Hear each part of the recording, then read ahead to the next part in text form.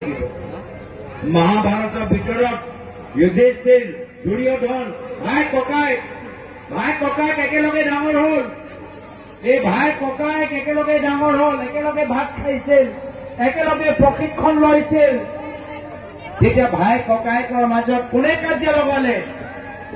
ভায়েকৰ ককায়েকৰ মাজত কাজিয়া লগোৱা এজন বিশেষ মামা আছে। মনত পৰিছেনে নাই? এই মামাৰ নাম কি? শকুনি মামা।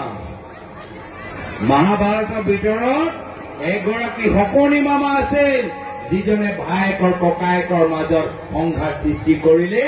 আজি অসমৰ শকুনি মামা হৈছে হিমন্ত বিশ্ব শৰ্মা ডাঙৰীয়া। আজি চান্দা নিদিয়াকৈ অসমৰ ভিতৰত একো কামো নহয়। কেতিয়াবা চিণ্ডিকেটৰ টেক্স দিব লাগিব, কেতিয়াবা বিজেপি দলটোক টেক্স দিব লাগিব, চান্দা দিব লাগিব।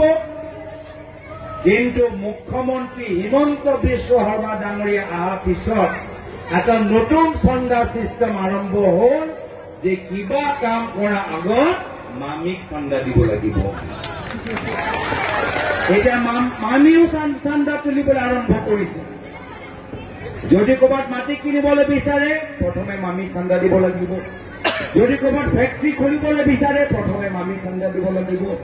যদি গুৱাহাটীৰ ভিতৰত মেকডনাল্ডৰ দোকান বহাবলৈ বিচাৰে প্ৰথমে মামীক চান্দা দিব লাগিব।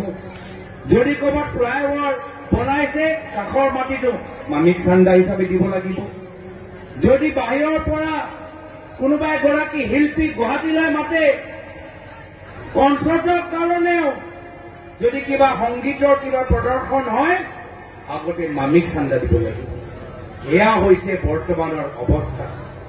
সেইকাৰণে এতিয়া বিজেপি ভিতৰত থকা মানুহবোৰে কৈছে যে আমি এনেকে বিজেপি দলৰ ভিতৰত থাকিব নোৱাৰো, এইটো বিজেপি দল আমি চিনি নাপাওঁ।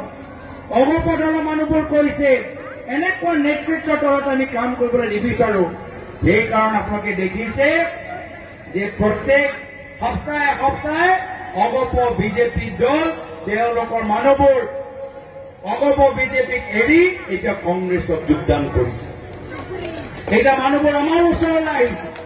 সেইটোৱে প্ৰমাণ যে পৰিৱৰ্তন হ'বলৈ গৈছে। সত্য ৰাইজ, মই আশাবাদী যে যি পৰিৱৰ্তন অহা বিধানসভা নিৰ্বাচনত হ'বলৈ গৈছে তাৰ প্ৰমাণ আমি এইখন বিটিয়া নিৰ্বাচনত পাম।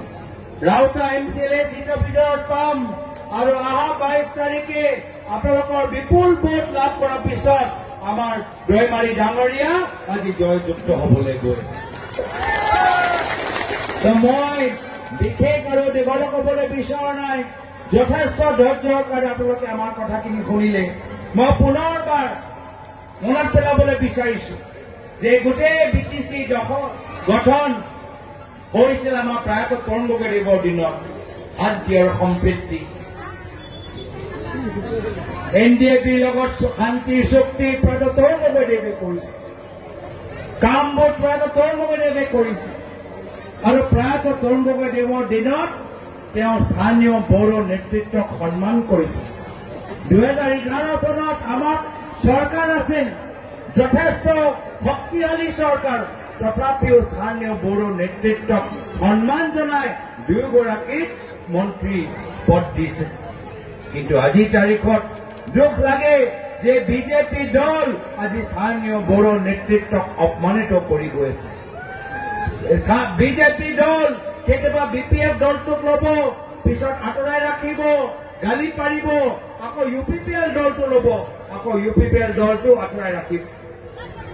এনেকুৱা সুবিধাবাদী বিজেপি দলৰ লগত আমি ভাবিছিলো যে UPPL আঁতৰাই আহিব, BPF আঁতৰি আহিব।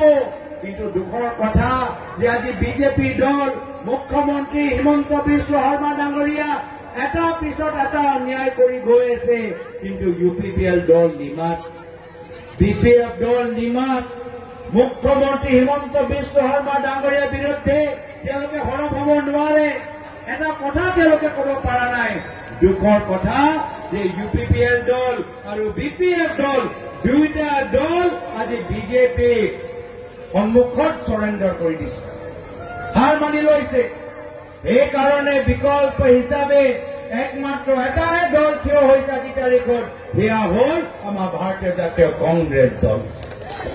সেইকাৰণে প্ৰত্যেকগৰাকী ভোট যথেষ্ট মূল্যৱান, প্ৰত্যেকজনৰ ভোট যথেষ্ট গুৰুত্বপূৰ্ণ। UPPL আৰু BPFক ভোট দি নিজৰ ভোটটো ব্যৰ্থ নকৰিব। কংগ্ৰেছ দলটোক ভোট দি বিজেপি দলটোক এটা শক্তিশালী প্ৰতিশ্ৰুতি দিব। এইখিনিয়ে কথা কৈ মই ইয়াতে নিজৰ চমু দুআষাৰ সামৰিছো।